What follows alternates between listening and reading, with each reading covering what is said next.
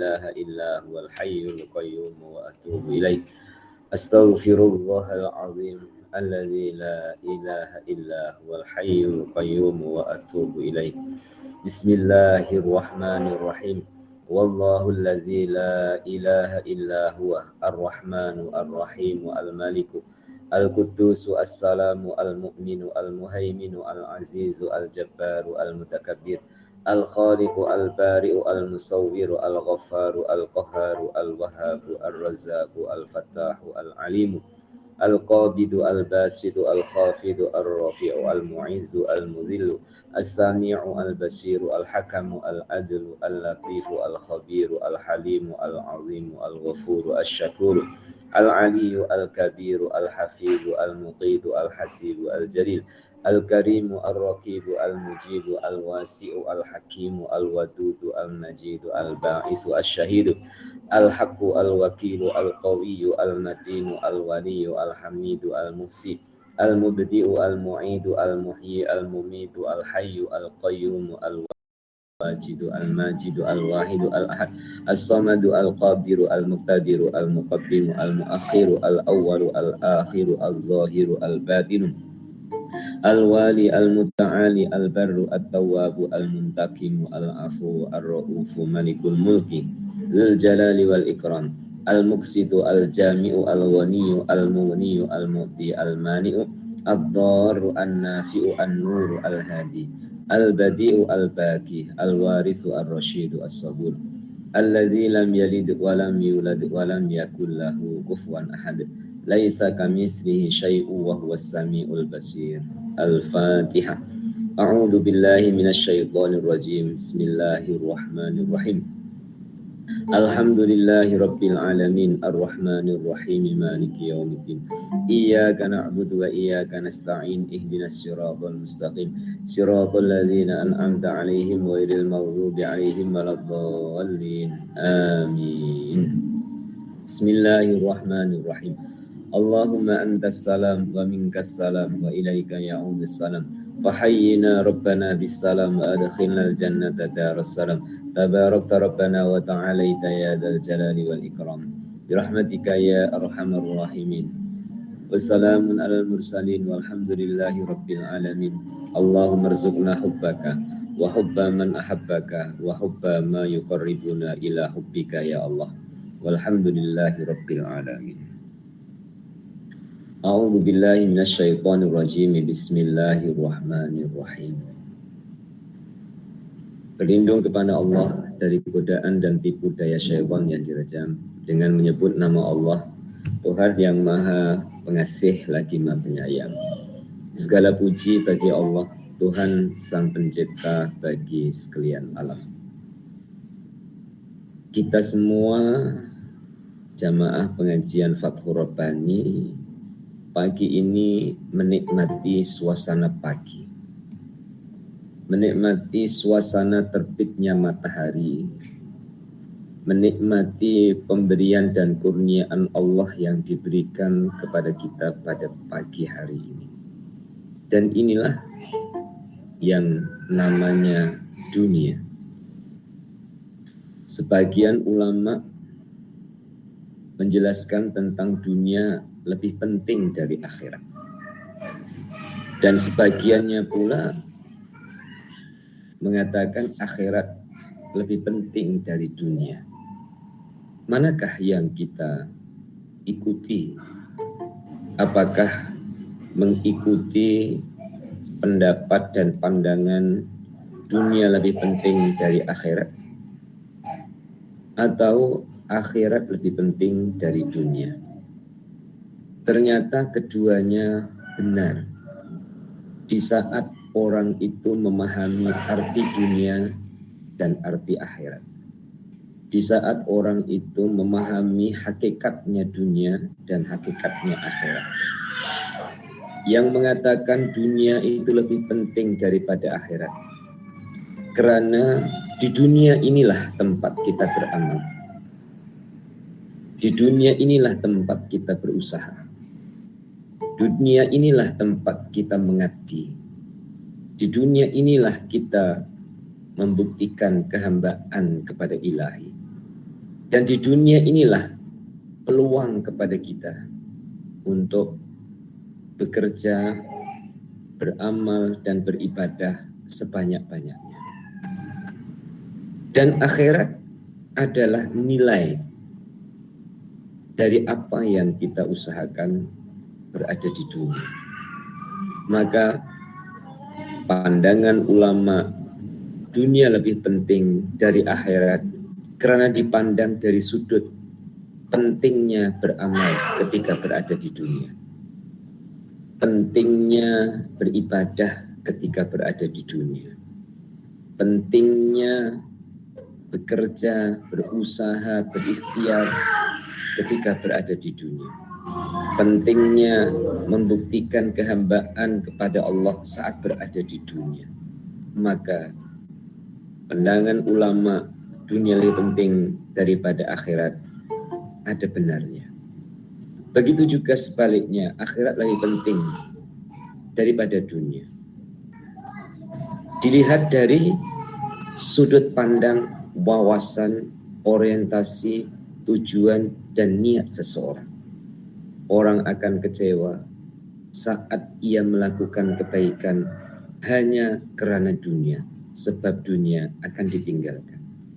Tapi orang itu akan puas, bahagia saat ia bawa niat amalnya adalah untuk akhirat, yakni untuk Allah Subhanahu wa ta'ala. Maka kedua-duanya adalah benar, dan semoga kita dapat memahami kebenaran dari kedua pandangan itu, bahwa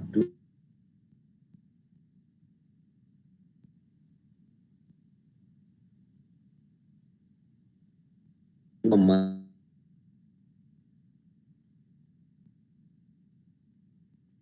Allah di akhirat, melainkan hanya Allah. Akhirat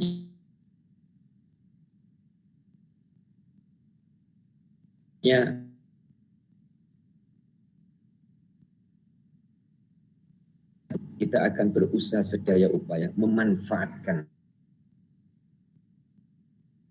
hidup kita di dunia.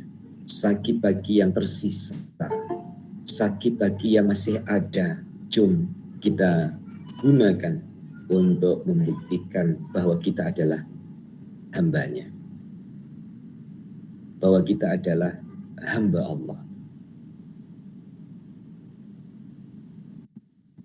Di perjalanan hidup kita, untuk kita hadapi dengan redha atas keputusannya, dan untuk kita hadapi sabar dengan ujiannya, dan kita hadapi syukur atas segala kurniaan maupun pemberiannya.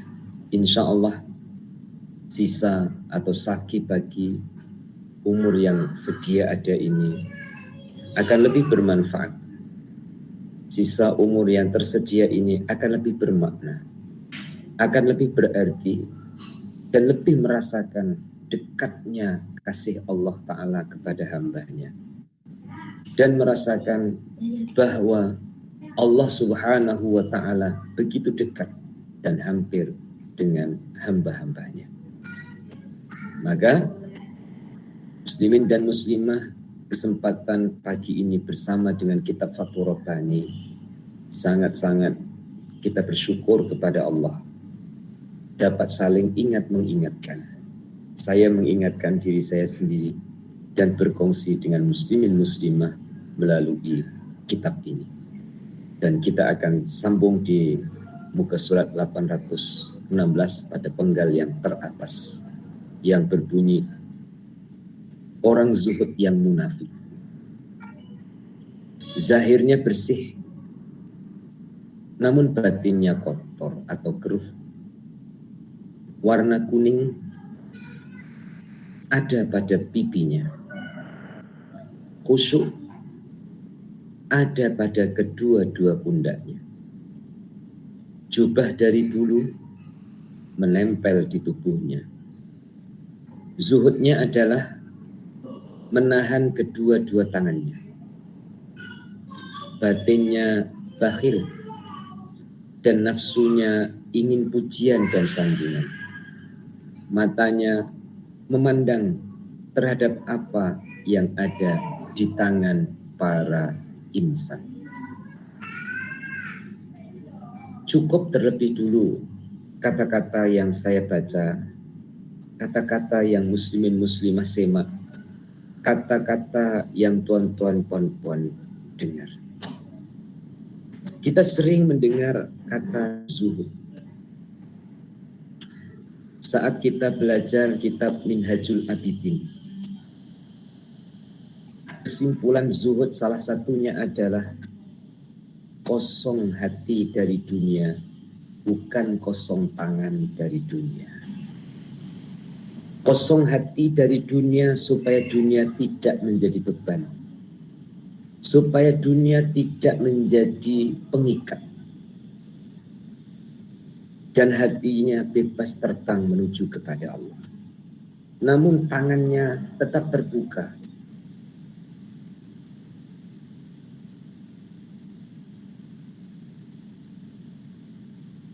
Telah diterima, ia tidak dimasukkan di hatinya, tapi ia jalankan, ia salurkan, ia gunakan kembali di jalan Allah. Itulah salah satu makna zuhud saat kita belajar kitab Minhajul Abidin. Kemudian saat kita belajar kitab Fathur Rabbani, berangkai pula kata orang zuhud yang munafik. Kita juga sudah sering dengar kata-kata munafik. Dan semoga Allah Ta'ala melindungi kita dari sifat orang munafik. Baginda Rasul Sallallahu Alaihi Wasallam menjelaskan tentang ciri-cirinya orang munafik.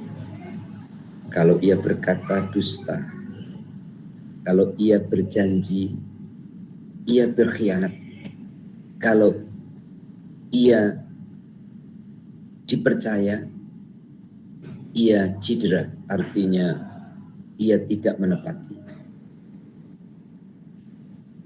Apakah ciri-ciri itu ada pada kita, khususnya pada saya?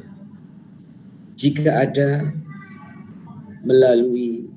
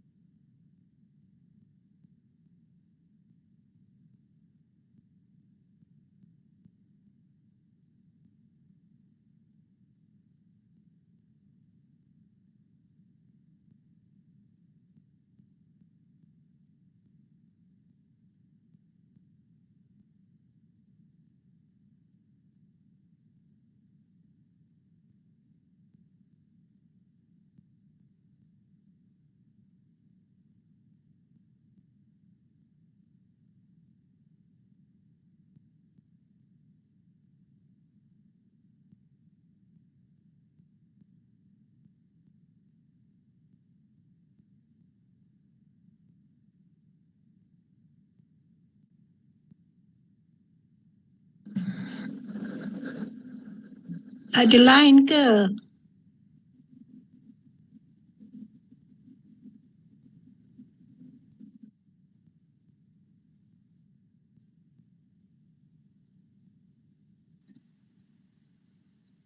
Tak ada lain ke?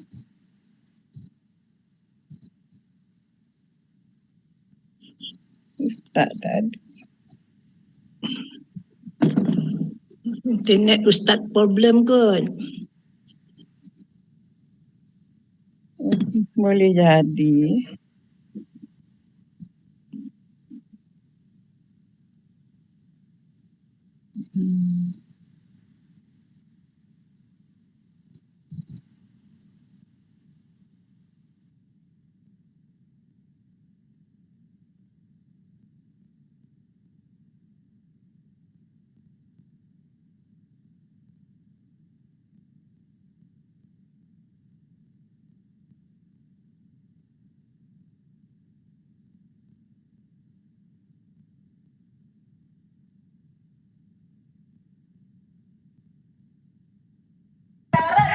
Ustaz tak buka suara, Ustaz. Menyingkap wajah dunia ini yang sebenar. Maaf muslimin dan muslimat yang kurang bagus, jadi terputus sebentar tadi, dan alhamdulillah ini dapat disambung kembali. Maka saya teruskan tentang ciri-cirinya orang-orang munafik yang telah disebutkan oleh baginda Rasulullah Muhammad SAW, sehingga Allah Subhanahu wa Ta'ala mengingatkan ya, tentang kehidupan dunia, tentang kehidupan akhirat, cobaan-cobaan berada di dunia, hinggalah orang itu selamat membawa imannya, membawa Islamnya sampai kembali di sisi Allah Subhanahu wa Ta'ala. Dalam penggal yang sedang kita kaji, bahwa ada orang yang zuhud bukan pada tempatnya. Apa makna zuhud bukan pada tempatnya? Seseorang mempunyai profesi masing-masing, mempunyai tanggung jawab masing-masing. Orang yang lari dari tanggung jawab dengan alasan zuhud, tentu itulah salah satu di antara tanda kemunafikan seseorang. Ia menampakkan tidak perlu dunia, tapi di hatinya menyimpan kecintaan kepada dunia.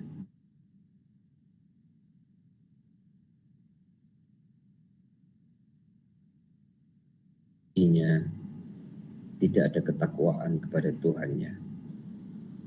Oleh itu, sama-sama kita latih dari awal, belajar bersama dengan saya dan muslimin muslimah mengawali kitab Bidayatul Hidayah, sebuah kitab kecil yang disusun oleh Imam Al-Ghazali rahimahullahu ta'ala alaih, bahwa memperbaiki diri diawali dari zahirnya, kemudian memperbaiki dari sisi hatinya. Setelah itu akan berjalan seiring dan sekata, seiring dan sejalan juga seirama antara zahir dan batinnya. Batinnya baik, zahirnya juga baik. Begitu juga zahirnya baik, hatinya juga baik. Kecuali punya niat tertentu, punya tujuan tertentu.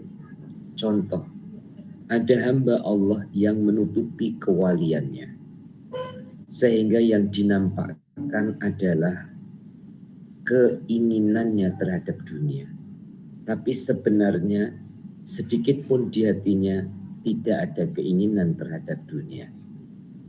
Seperti perjalanan salah satu wali Allah, Ibrahim bin Adham, menutupi kewalian beliau dengan cara bekerja. Beliau bekerja ambil upah menjaga kebun anggur. Hasil dari pekerjaannya, upahnya adalah untuk orang yang memerlukan, sehingga beliau memberi tanpa diketahui oleh orang yang diberi. Karena beliau memberi di saat orang yang diberi dalam keadaan nyenyak tidur di waktu malam, dan beliau mengagihkan upah itu kepada orang-orang yang memerlukan. Sebenarnya dirinya dan hatinya tidak perlu, akan tetapi menutupi hubungannya dengan Allah Subhanahu wa Ta'ala dan menutupi kewaliannya ditutup dengan kasabnya ataupun dengan pekerjaannya. Jadi muslimin dan muslimah rahimakumullah, tidak untuk kita perhatikan orang lain, penjelasan dan pengajaran maupun pengajian kita ini, tapi adalah untuk kita lihat dan kita perhatikan terhadap diri kita masing-masing. Sudahkah kita terlepas dari ikatan dunia, walaupun tangan dan zahir kita bersamanya?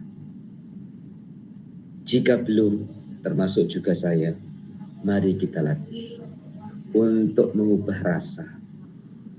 Mengubah rasa itu mudah bagi yang dimudahkan oleh Allah Subhanahu wa Ta'ala.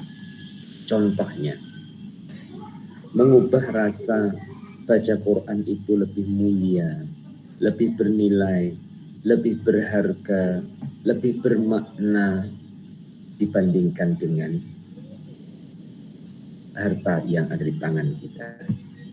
Andaikan di tangan ini satunya adalah Al-Quran, satunya adalah harta, yang mana yang kita pilih?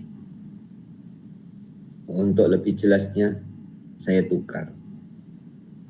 Tangan kanannya adalah Al-Quran, tangan kirinya adalah kebendaan. Mana yang kita pilih?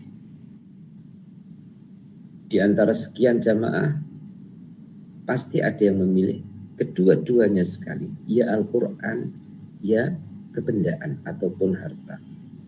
Tidak salah, karena kita tidak mencari salah. Kita mencari titik temu. Untuk mengembangkan Al-Quran perlu harta. Maka kedua-duanya menjadi pilihan. Tetapi pilihannya adalah atas pilihan Allah yang dipilihkan untuknya. Perjuangan tidak cukup dengan ilmu, tapi juga dengan harta. Maka baginda menyebut, solahu ummati bil ilmi wal mal.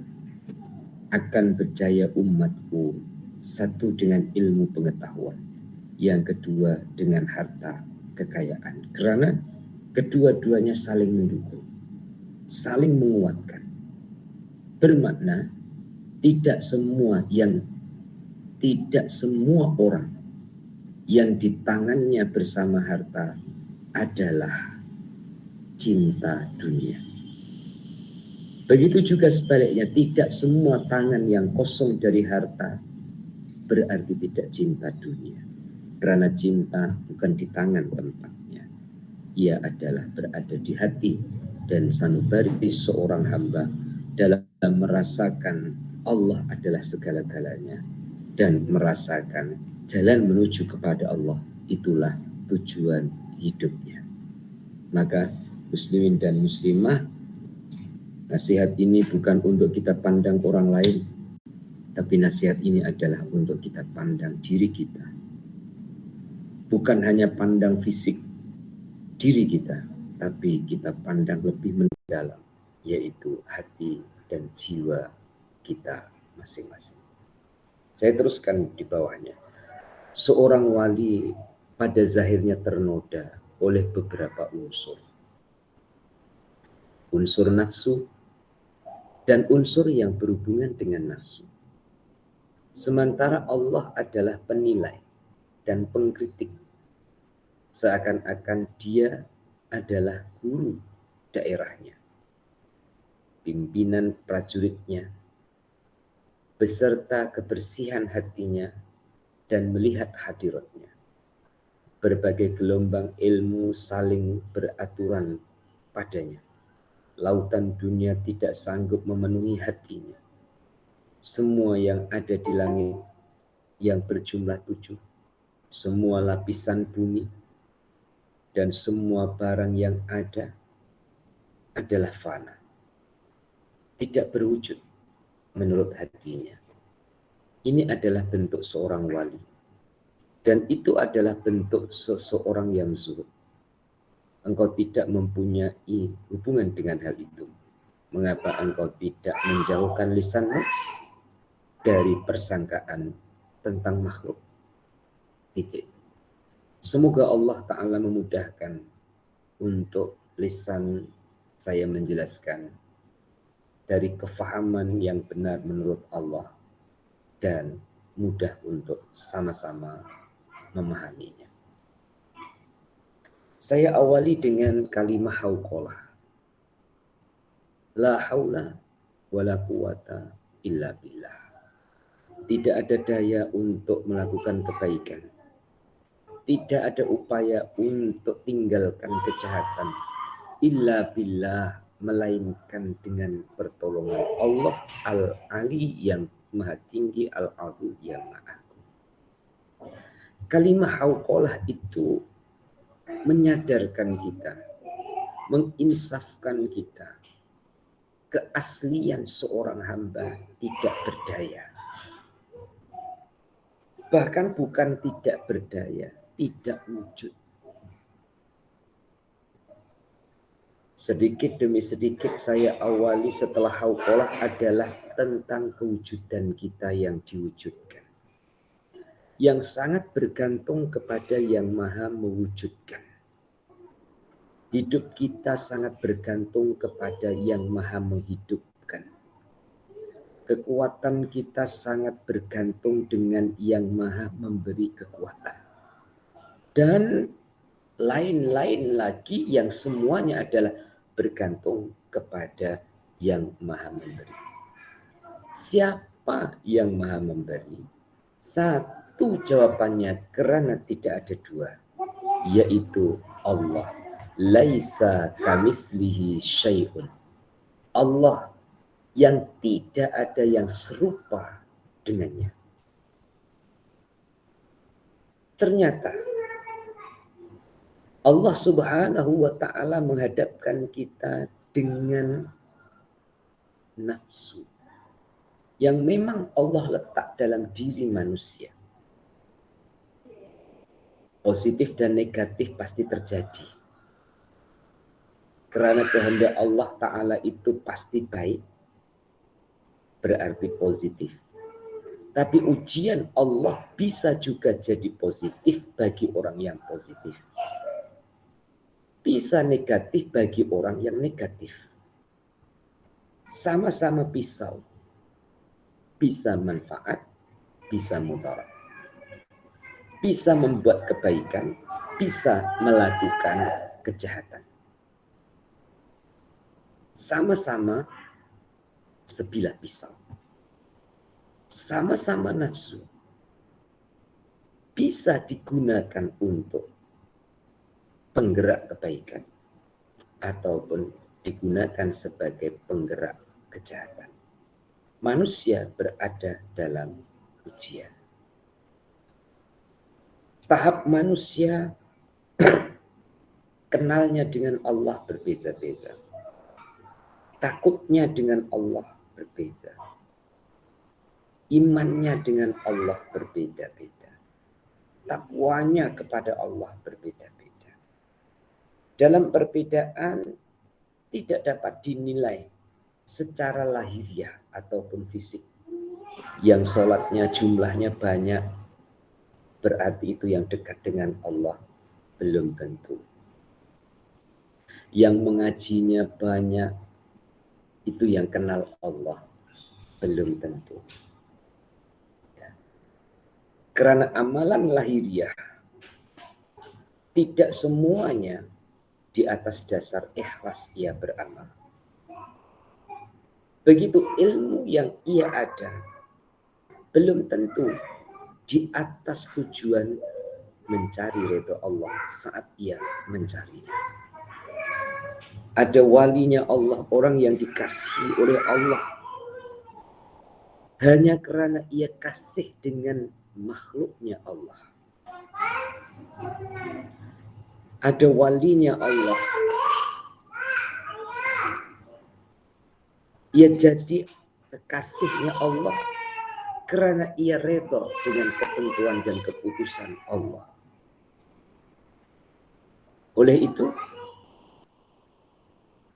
seorang wali adalah orang yang bisa mengendalikan nafsunya untuk ikut Tuhannya. Saya ulang. Seorang wali adalah orang yang bisa mengendalikan ataupun mengawal nafsunya untuk ikut Allah. Jika tidak demikian, siapapun termasuk saya dan jamaah pengajian Fathur Rabbani akan ternoda oleh unsur-unsur yang membawa keluar dari tujuan asal. Keluar dari tujuan sebagai seorang hamba yang menghambakan diri kepada Tuhannya. Unsur-unsur itu adalah ciptaan-ciptaan Allah Ta'ala yang ada di atas muka bumi tempat tinggal kita sebagai manusia. Adanya orang itu bersifat tamak, haluba, bakhil, kikir, kedekut, ujub, bangga, sombong, takbur, dan sifat-sifat yang tidak baik lainnya adalah karena penguasaan nafsu terhadap dirinya. Karena bila dibalik dirinya mampu untuk menguasai nafsunya, maka ia adalah hamba Allah yang sebenarnya. Dan itulah kedudukan wali-wali Allah di atas muka buminya. Hatinya bersih dari selain Allah. Gelombang dunia atau bahasa lainnya, cobaan dunia, ia hadapi sebagai jembatan, sebagai jalan yang mendekatkan ia dan mengenalkan ia kepada penciptanya. Saya buatkan contoh. Muslimin muslimah pergi restoran, tujuan untuk makan. Kemudian sesampainya di restoran duduk. Setelah itu datang pelayan menawarkan apa menu, apa makanan, apa lauk yang diinginkan. Ditulislah apa yang dipesan. Kemudian kertas pesanan itu dibawa ke dapur. Dibaca oleh tukang-tukang masak di dapur. Dan tukang masak mengeksekusi pesanan pembeli ataupun pesanan tuan-tuan dan puan-puan. Akhirnya dalam tempo 15 menit keluar, terhidang dan tersedia masakan yang dipesankan itu tadi. Maka saat menikmati makanan, tidak semua yang menikmati makanan ada rasa terima kasih kepada yang masak. Karena ia merasa aku punya duit. Aku mampu beli. Aku pembeli. Padahal jika ada duit, dia sebagai pembeli, tapi tidak ada yang masak, tidak akan wujud makanan yang berada di atas meja yang terhidang. Contoh itu kita ketepikan dengan Allah Subhanahu wa Ta'ala mengolah ciptaannya untuk keperluan manusia. Ada sesuatu yang kadang kita tidak terlintas, tapi kita selalu ikut serta dan ikut mengambilnya. Muslimin dan muslimah dengan kotoran, jijik. Tapi Allah Ta'ala atur. Ada haiwan yang ia tidak ada hukum baginya makan halal atau makan haram. Puan-puan dengan cacing jijik, dengan kotoran jijik. Tapi cacing dan kotoran itu dimakan oleh ayam, dan ternyata puan-puan sudah hilang jijik ketika makan ayam. Allah Ta'ala yang atur. Puan-puan terasa jijik dengan saluran pembuangan air kotor di belakang rumah. Ternyata ayam yang berkeliaran itu juga makan dari kotoran ataupun dari saluran air kotor itu. Kalau tidak makan sisa-sisa beras ataupun nasi yang bercampur dengan air yang kotor itu, mungkin ayam itu minum air yang kotor itu. Betapa mudah Allah Subhanahu wa Ta'ala menjadikan proses sesuatu yang manusia asalnya jijik, ketika Allah Ta'ala ubah, manusia jadi suka. Bau busuk, manusia tidak suka. Tapi Allah dengan mudah untuk mengubahnya. Di tempat pembuangan air kotor itu, ada bunga mawar tumbuh di sebelahnya. Dan ia subur karena tercukupi airnya. Kemudian bunga mawar itu mengeluarkan bunga yang berbau wangi. Padahal ia dari air kotor yang berbau busuk. Betapa mudah Allah Subhanahu wa Ta'ala mengubahnya. Tentu kita akan pandang betapa hebat Allah Ta'ala dalam mengaturnya. Oleh itu, tidak ada yang dicipta oleh Allah itu sia-sia. Dan tidak ada kehendak Allah itu melainkan kebaikan untuk hamba-hambanya. Pada saat manusia, kita, saya, tuan-tuan dan puan-puan berhadapan dengan gelombang kehidupan, berhadapan dengan pancaroba ujian dan dugaan, kunci utama adalah pandang ke Allahnya. Supaya terasa ringan dan nampak jalannya. Karena jika Allah berkehendak, pasti terjadi kehendaknya. Jika tidak, pasti tidak akan terjadi, sebab Allah Ta'ala tidak berkehendak. Lisan ini mungkin dikatakan fasih dalam berbicara. Apakah lisan yang fasih berbicara dengan sesama ini juga fasih berbicara dengan Allah? Dan hakikat berbicara dengan Allah tidak dengan lisan yang ada di mulut kita ini, tapi adalah lisan hati yang memahami kehendak Allah. Lisan hati yang menjawab perintah Allah, menjawab panggilan Allah. Dan itulah yang dikatakan, mengapa engkau tidak menjauhkan lisanmu dari persangkaan tentang makhluk. Bisa juga kita menyangka buruk, tapi itu adalah baik. Atau sebaliknya. Maka sekali lagi, pengajian kita bukan untuk kita pandang orang lain, tapi untuk kita pandang terhadap diri kita sendiri. Di bawahnya, wahai orang yang suka merampas harta orang lain dengan jalan akhirat. Wahai orang-orang yang bodoh tentang Allah, kamu lebih berhak untuk bertaubat daripada orang-orang awam itu. Kamu lebih berhak mengakui segala dosamu daripada orang-orang awam itu. Tidak ada kebaikan pada diri kamu sama sekali. Tidak ada keuntungan, nyawa, keselamatan, cahaya, dan tidak ada agama pada diri kamu.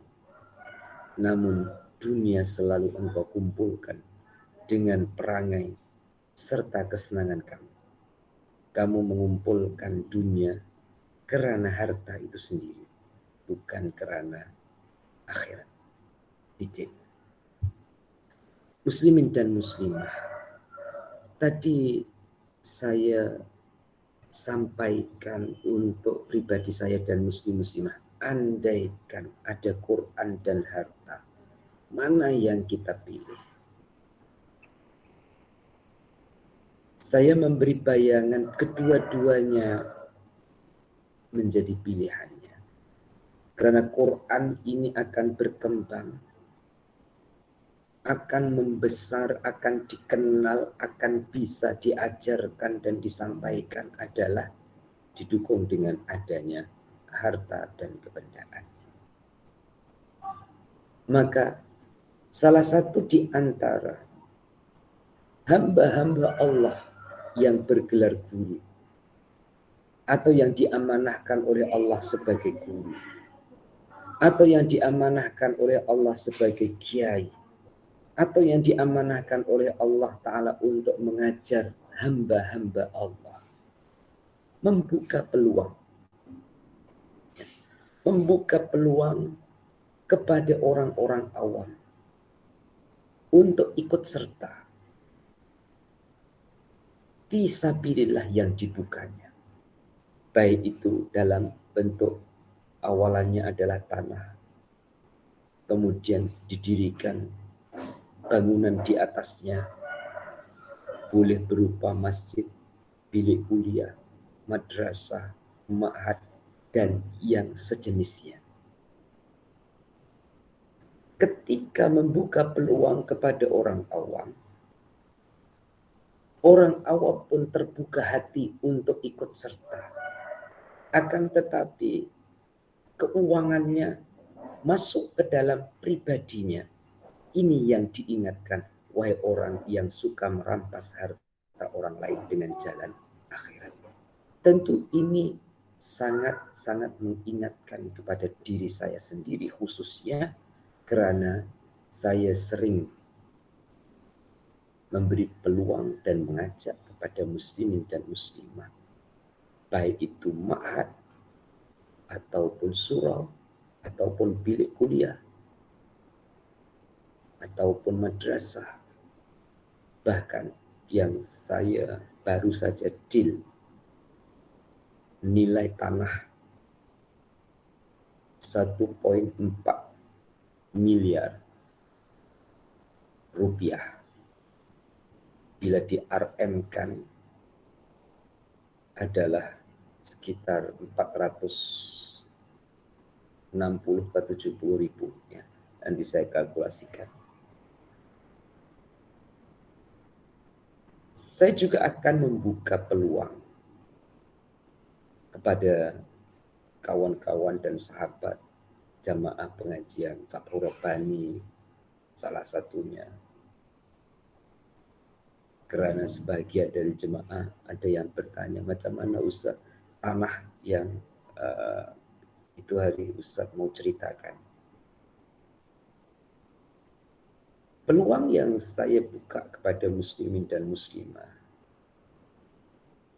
tentu saya sebagai penerima amanah, dengan rasa takut sebagai manusia berhubungan dengan Allah, khususnya dalam menerima amanah itu untuk dirupakan ataupun digunakan dalam pelunasan dan pembayaran nilai tanah 1,4 M rupiah itu tadi. Ada beberapa cara. Karena apabila Allah Ta'ala telah lintaskan hati, dan Allah Ta'ala telah pertemukan, dan Allah Ta'ala telah mudahkan untuk bertransaksi, saya percaya Allah mudahkan pula untuk menyelesaikannya. Tapi Allah beri akal. Maka dengan sedikit modal yang ada, itulah untuk depositnya. Kemudian buka peluang kepada kawan-kawan untuk per meter perseginya. Juga buka peluang kepada kawan-kawan untuk memberi pinjaman yang akan dipulangkan. Seperti proses-proses yang dulu, dan sebagian dari jemaah tentu ya, teringat saat saya harus membuka pinjaman. Ada yang memberi pinjaman 5.000, 10.000, bahkan ada yang 50.000. Yang pada akhirnya, alhamdulillah, dapat diselesaikan dalam tempo 12 bulan. Ada yang kurang dari 12 bulan. Nah, semua itu adalah ikhtiar. Tapi Allah penentunya. Allah Ta'ala yang menggerakkan, dan Allah Ta'ala juga yang membuka jalan untuk sampai kepada tahap cukup. Maka muslimin dan muslimah berbetulan dengan penggal yang saya bacakan untuk diri saya sendiri dan berfungsi dengan muslimin muslimah, harta yang diserahkan, yang diamanahkan, ya, beratnya itu pada yang menerima, bukan pada yang memberi. Yang memberi, begitu memberi, mengamanahkan, sudah selesai, itu hubungan dengan Allah Subhanahu wa Ta'ala. Tapi yang menerima ini yang harus amanah dan digunakan sesuai dengan fisabilillah yang diperlukan. Jadi tuan-tuan yang dikasihi, penggal ini mengetuk pintu hati saya sendiri, khususnya, dan juga muslimin dan muslimah tentunya, bahwa jalan akhirat, jalan menuju ke akhirat, melalui jalan-jalan fisabilillah, tidak lepas hubungannya dengan harta benda. Dalam kerjasama antara orang yang diamanahkan ilmu untuk menyampaikan ilmunya, dengan orang yang diamanahkan harta untuk menyalurkan dan menggunakan hartanya, adalah Allah pertemukan dua kelebihan pada dua orang yang berbeda. Sekali lagi, Allah pertemukan dua orang dalam keadaan yang berbeda. Satu berjuang dengan ilmunya, yang satu berjuang dengan hartanya. Dengan ilmunya, titik akhirnya adalah Allah. Dengan hartanya, titik akhirnya juga Allah. Maka muslimin dan muslimah ya, yang telah menyampaikan pertanyaan dengan saya tentang tanah, insya Allah nanti saya akan kongsi dengan muslimin muslimah. Dan itu pun Masya Allah, sebelum saya teruskan, saya coba ajak puan-puan berguru. Puan-puan dan tuan-tuan, pernahkah tuan-tuan merasa heran dengan dirinya sendiri? Heran itu kagum. Kagum itu ya heran. Kagum perjalanan dirinya. Heran, ya, yang lebih tepat itu heran. Heran. Herannya bukan kehebatan dirinya, bukan. Tapi heran terhadap kehendak Allah Ta'ala terhadap dirinya. Selesai buat bangunan surau yang tuan-tuan puan-puan ikut menderma dan telah berdiri surau dan telah pun digunakan dan dimanfaatkan dan imarah. Kemudian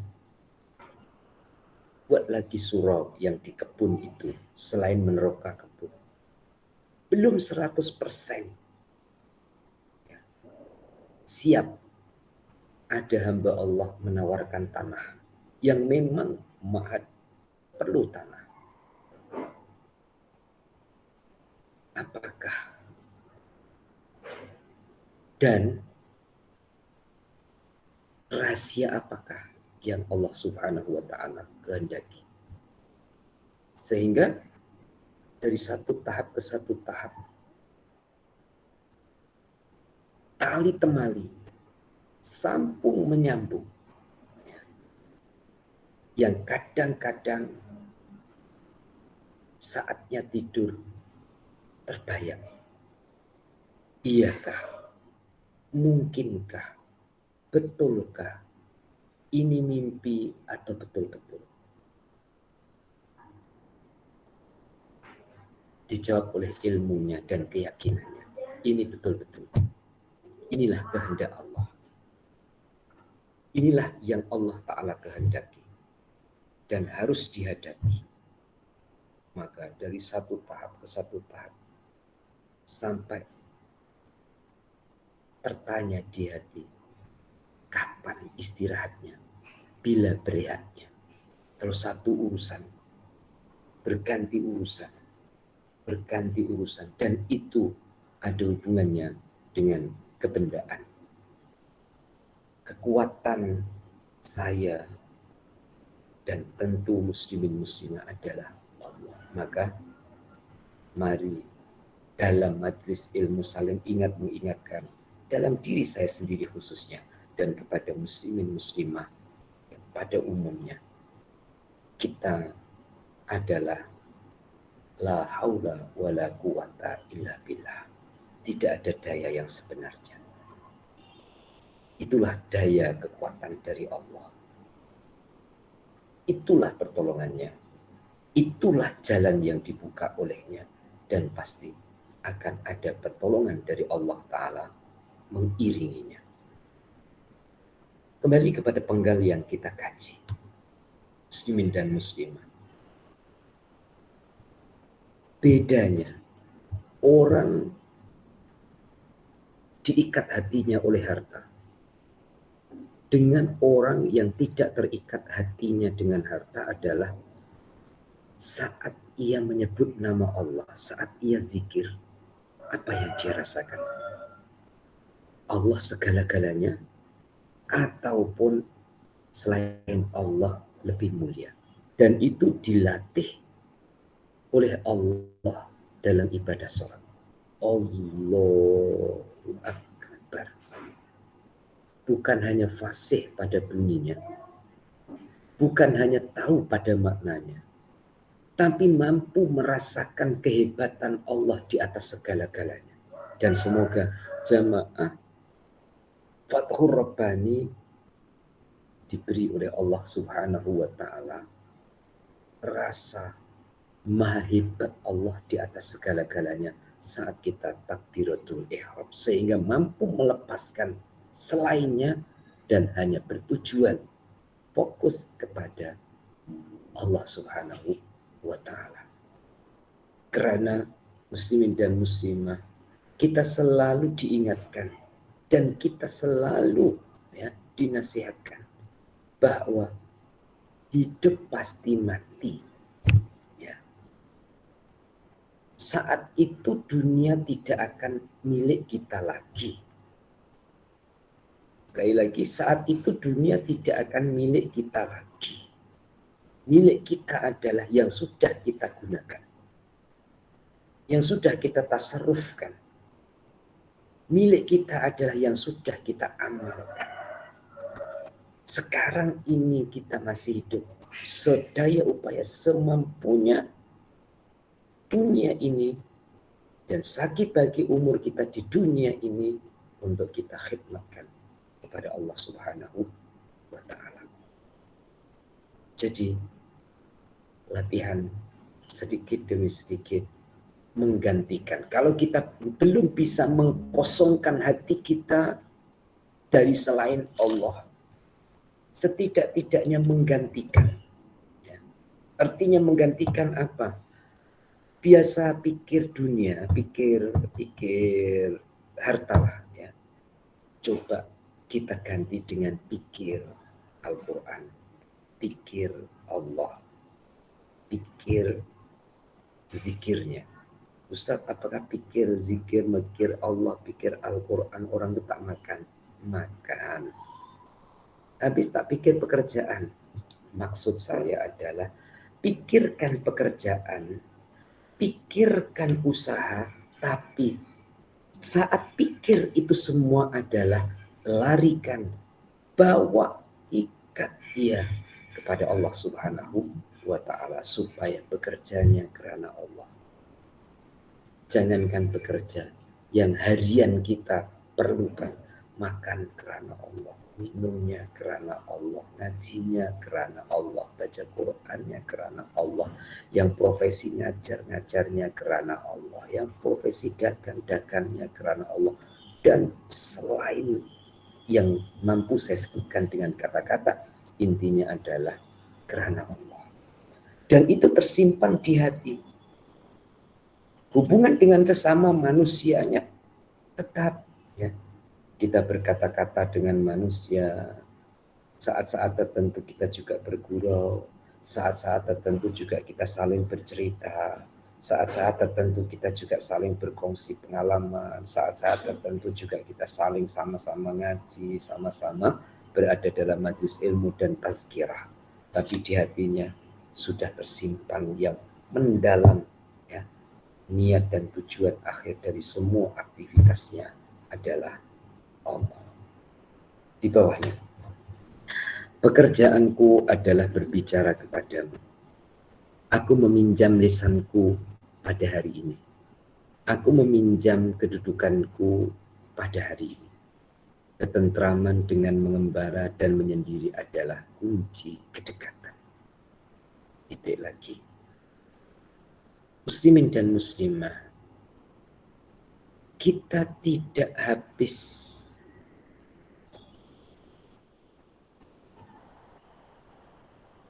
saat kita ingin tahu diri kita. Habis waktu untuk kita tahu, belum habis pengetahuan kita tentang diri kita. Saya ulang, habis waktu untuk kita ingin tahu, belum habis pengetahuan kita tentang diri kita. Contohnya, bagaimana aku bisa bicara?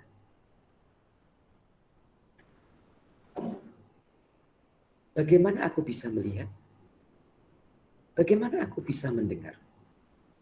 Andaikan puan-puan tulis sebuah buku dengan judul Bagaimana Aku Bisa Berbicara. Sebanyak yang puan-puan tulis belum melengkapi sebenarnya bagaimana kita berbicara. Melainkan kemuncaknya bagaimana aku bisa berbicara adalah Allahnya. Sedangkan Allah itu zat yang luas tanpa batas ilmu pengetahuannya. Maka sebagai seorang guru merasakan bicaranya adalah Allah Ta'ala pinjamkan, ini bahasa kitab, atau Allah Ta'ala berikan sebagian kuasa Allah Tuhan yang Maha berbicara menjadikan kita bisa berbicara. Masya Allah. Allah pinjamkan sifatnya. Allah berikan sebagian dari kuasanya. Allah Maha berbicara, dipinjamkan kepada kita bisa berbicara. Maka saat berbicara, supaya bicaranya mengajak atau arahnya adalah kembali kepada yang Maha memberi kemampuan untuk berbicara. Kalau tidak, baik saya atau muslimin muslimah akan menjauhkan bicara itu dari Allah yang memberikan ia bisa berbicara. Berapa banyak kata-kata yang melalaikan kepada Allah. Bukan orang lain, kita sendiri. Tapi di satu sisi juga banyak kata-kata yang keluar yang mengingatkan kita kepada Allah. Nah, di saat kita berhubungan dengan makhluk, dengan berkata-kata, ternyata tidak bisa mendekat dan mengingatkan kita kepada Allah. Jalan yang disebut oleh Syekh Abdul Qadir Al-Jailani untuk mendapatkan ketenangan jiwa bersama Allah adalah mengembara dan menyendiri. Mungkinkah kepada kita, muslimin dan muslimah, kalau di dalam film-film anekdot atau yang direka-reka itu ada film kembara ke alam gaib. Sebenarnya saat kita tafakur, itu kita mengembara ke alam kekuasaan Allah Subhanahu wa Ta'ala. Allah sebut di dalam Al-Quran berulang, afala tatafakkaru. Tidakkah kamu bertafakur, artinya berpikir, pengembaraan akal untuk melihat kuasa Allah Subhanahu wa Ta'ala. Dan itu salah satu jalan untuk mendapatkan ketentraman. Sebab saat kita melihat kuasa Allah, mengembara dalam kuasa Allah Ta'ala, ternyata kita akan menemukan diri kita sangat kecil. Tentu diri kita yang sangat kecil, masalah hidup kita itu adalah kecil. Artinya kecil karena percaya Allah kuasa untuk mengubah, kuasa untuk membantu, kuasa untuk menolong. Terbitnya pagi yang tanpa turut campur makhluk untuk terbitnya waktu pagi, siang, malam terus berputar sampai saat ini. Tentu Allah yang kuasa mengubah siang menjadi malam. Allah juga kuasa untuk mengubah hamba dari tidak mampu menjadi mampu, dari kurang baik menjadi baik, atau sebaliknya. Maka dalam pengembaraan itu akan mendapatkan ketenangan, ketentraman, dan kedamaian.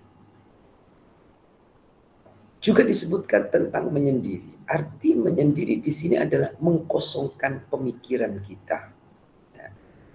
Melainkan kita fokuskan dalam pengembaraan itu adalah akal, pikiran, rasa, jiwa, hati, dan perasaan kepada yang esa. Dan pastinya muslimin dan muslimah melalui tangga dan tahapan. Syariatnya harus dipegang kuat-kuat. Apa itu syariat? Peraturan Allah secara zahir. Saat kuat maka berjalanlah hati menuju kepada Allah. Tidak meninggalkan syariat, tapi seiring, sejalan, seia sekata, dan seirama. Syariatnya tetap dijaga, hakikatnya tetap ditingkatkan menuju kepada Tuhannya. Dan puncak dari hakikat adalah redho. Muslimin muslimah, puncak dari hakikat adalah redho. Radhiyallahu anhum wa radu an. Maka kadang Allah Ta'ala itu mengguncang perasaan kita karena terjadinya sesuatu. Sehingga manusia bertanya dan tertanya-tanya, mata nasrullah, kapan, bila datangnya pertolongan Allah. Seperti di dalam Al-Quran, Allah menceritakan tentang perang Badar. Dengan jumlah orang muslim yang sedikit dan jumlah orang kafir banyak, berguncang jiwa para sahabat. Sampai sahabat bertanya kepada Rasulullah, mata nasrullah? Allah beri jawaban kepada baginda untuk disampaikan kepada sahabatnya. Ala Inna nasrullahi qarib. Ketahuilah pertolongan Allah itu adalah dekat. Saat hati itu berguncang, Allah Ta'ala menguji besar mana keyakinan kita. Maka kadang kalau kita atau saya bercakap besar, muslimin muslimah semoga dapat mengendalikan persangkaannya. Saya kalau bercakap besar, insya Allah bukan karena saya sombong, tapi karena saya mengulang-ulang untuk menambah keyakinan diri saya sendiri kepada Allah Subhanahu wa Ta'ala. Dan tentunya harapan saya juga membesarkan dan menyemangatkan hati para jamaah ataupun para pelajar kepada Allah. Semakin banyak kita ulang-ulang nama Allah, semakin banyak kita ulang-ulang kekuasaan Allah, semakin bertambah keyakinan kita kepada Allah.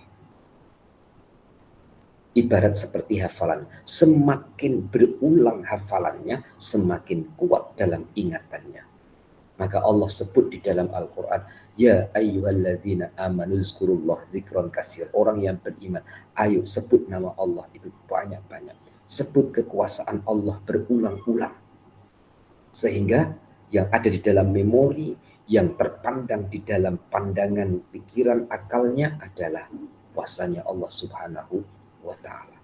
Maka muslimin muslimah yang dirahmati, yang dikasihi oleh Allah Subhanahu wa Ta'ala, pasti kita siapapun yang ditambah oleh Allah, dinaikkan imannya, akan bertambah pula ujian yang Allah Ta'ala hadapkan.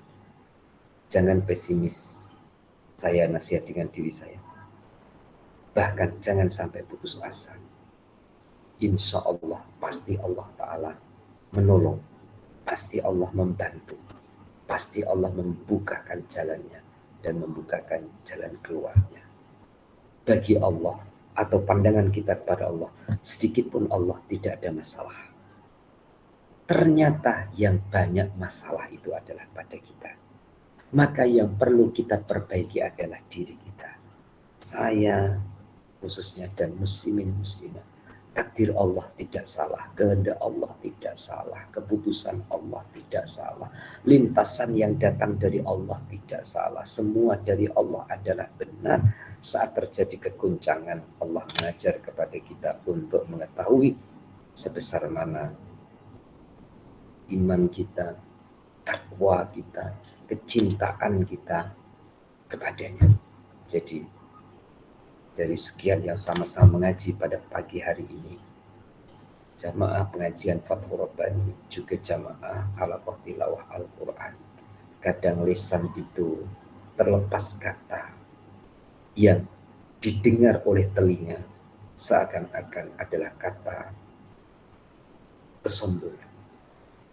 Tapi bukan itu yang menjadi tujuan dalam kata-kata yang dianggap sombong. Karena kata-kata yang diulang-ulang tentang kebesaran Allah adalah mengajar diri memandang Allah dengan lebih betul dan benar pandangannya, dan berfungsi kepada yang mendengar supaya selalu mendahulukan Allah, mengagungkan Allah, menyebut nama Allah, berharap dengan Allah, bergantung dengan Allah, berdoa dengan Allah. Setelahnya apa gerakan yang Allah Ta'ala gerakkan? Lisan harus berbicara. Tangan harus berikhtiar dan bergerak, ikhtiar dan gerakannya karena Allah. Anggota harus bekerja, harus berusaha, kerja usahanya adalah karena Allah. Muslimin dan muslimah, kiranya ini untuk pagi ini sampai di muka surat 817, insya Allah yang akan datang akan kita sambung kembali tentang orang-orang yang harus menyendiri dalam arti yang hakiki, bukan menyendiri kemudian tinggalkan keluarga, tinggalkan rumah tangga, hidup sebatang kara. Tidak seperti itu, dan tidak hanya seperti itu yang dimaksudkan. Walaupun ada yang harus seperti itu, tapi tidak semestinya begitu, karena mengkosongkan hati dari selain Allah itu bisa atau dapat dilakukan saat kita bersama dengan makhluk. Tapi saat orang itu tidak bersama dengan makhluk, belum tentu bisa mengkosongkan hatinya dari selain Allah. Ia kelihatannya tidak bersama makhluk, tapi ia sangat tamak dengan makhluk. Sebagai penutup gambaran untuk minggu depan, contohnya berada di tempat uzlah, ya, berada di masjid, saat perutnya kosong, saat lapar, ia terbayang kapan bila orang datang bawa makanan kepada saya. Ya. Jadi pikirannya, akalnya adalah ke orang. Itu mungkin terjadi dan banyak terjadi. Tapi ada orang yang bersama dengan makhluk sekelilingnya, ya, tapi hatinya ke Allah. Ia memang makan, tapi hatinya inilah anugerah Allah, inilah pemberian Allah, inilah kemurahan Allah, inilah kasih sayang Allah. Sekali lagi sebagai penutup, pengajian kita bukan untuk kita pandang orang lain, tapi untuk kita pandang diri kita masing-masing. Semoga keluarga besar jamaah pengajian Fathur Rabbani, juga termasuk saya, muslimin muslimah, selalu dinaungi rahmat Allah, diberikan petunjuk oleh Allah, dicukupkan oleh Allah, dimudahkan urusannya oleh Allah, diberikan pertolongan oleh Allah, dibukakan jalan keluarnya oleh Allah Subhanahu wa Ta'ala, berkah kebersamaan dan berkah majelis ilmu dan pengajian kita khususnya pada pagi ini, dan juga majelis-majelis lainnya termasuk majelis hatiku ataupun pengajian Ifazillah ya Fazka. Kita akhiri bersama dengan baca doa. Bismillahirrahmanirrahim. Allahumma salli wa sallim ala sayyidina Muhammad wa ala ali sayyidina Muhammad. Alhamdulillahirabbil alamin. Allahumma rizqna ilman nafi'ah wa amalan sholihan maqbula wa rizqan halalan thayyiban wasi'an mubarakan. Allahumma ja'alna minal ladzina istami'una qawla fayattabi'una ahsanahu bi rahmatika ya arhamar rahimin. Rabbana atina fid dunya hasanah wa fil akhirati hasanah wa qina adzabannar. Wa sallallahu ala sayyidina Muhammad wa ala alihi wa sahbihi wasallam. Alhamdulillahirabbil alamin. Taqabbalallahu minna wa minkum taqabbal ya karim. Kurang lebihnya minta maaf, segala kebenaran taqabbal ya karim dari diri saya. Adanallahu wa iyyakum ajma'in. Assalamualaikum warahmatullahi wabarakatuh.